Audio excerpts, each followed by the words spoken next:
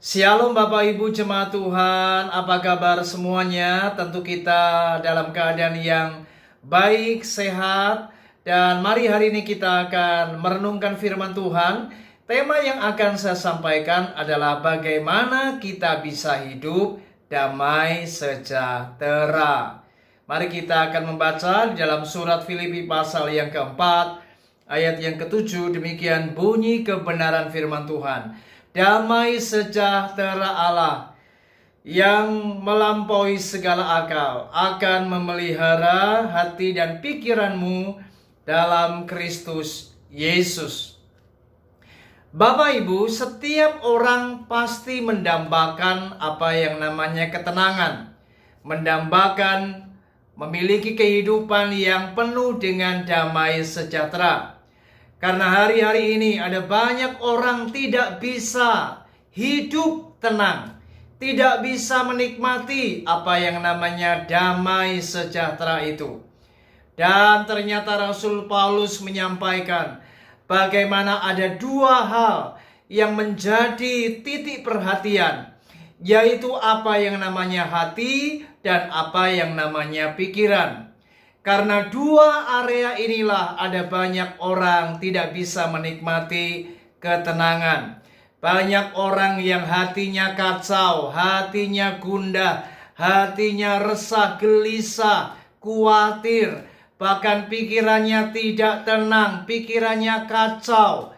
Saudara, sehingga mereka tidak bisa menikmati ketenangan, tidak bisa tidur, tidak bisa mengalami kenyamanan. Dan tidak sedikit ada orang-orang yang kemudian mencari solusi dengan cara-cara tertentu untuk bisa menikmati ketenangan. Mereka minum obat tidur, mereka mencoba mencari pelampiasan dengan cara-cara yang lain. Tapi ternyata segala macam cara yang bersifat kedagingan ini tidak dapat menyelesaikan masalah apa yang namanya ketenangan ini. Ternyata tidak menjamin orang punya kekayaan, orang punya harta benda, orang punya segala sesuatu bisa menikmati ketenangan.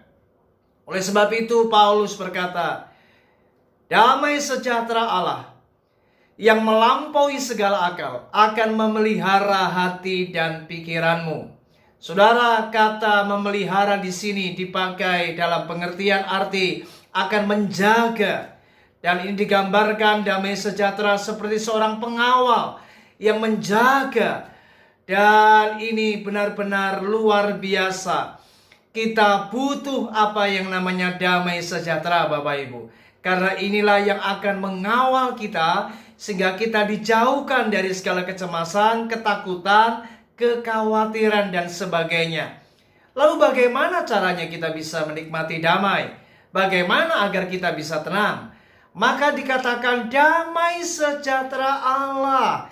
Artinya damai sejahtera tidak bisa Anda cari di dunia ini. Anda tidak akan bisa menemukan ketenangan dengan cara mencari apapun yang ada di dunia ini.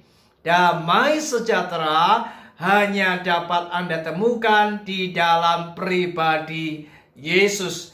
Anda akan bisa tenang ketika Anda dekat dengan Yesus. Firman Tuhan berkata di dalam Mazmur pasal yang ke-62, Bapak Ibu.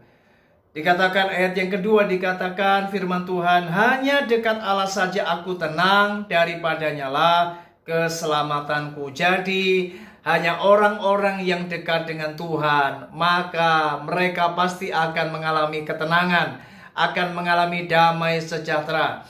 Ketika Anda benar-benar percaya kepada Yesus dan Anda dekat, Anda benar-benar membangun sebuah relasi yang akrab dengan Tuhan, maka meskipun situasi keadaan bisa saja membuat banyak orang tidak bisa tenang, tapi hanya orang-orang yang dekat dengan Tuhan dan percaya penuh kepada Yesus, maka hati dan pikirannya akan tetap terjaga aman.